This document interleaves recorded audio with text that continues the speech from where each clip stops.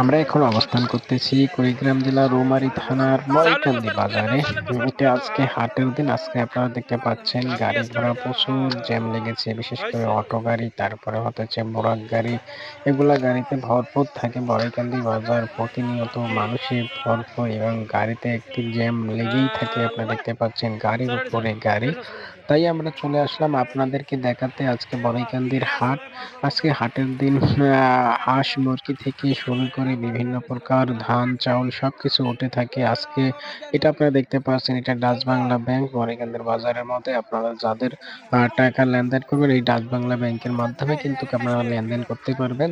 তো যেটা বলছিলাম, বরিকান্দি বাজার একটি ঐতিহ্যবাহী বাজার। এখানে সবকিছু পাওয়া যায়, ধান চাল থেকে শুরু করে পাট গম ভুট্টা যাবতীয় জিনিস আছে সবকিছু কিন্তু এই হাটে পাওয়া যায়। আপনারা যদি এই হাটে একবার আসেন তাহলে আপনারা বুঝতে পারবেন হাটটি কত বড়। হাটটি কিন্তু বিশাল একটি পুরানো হাট।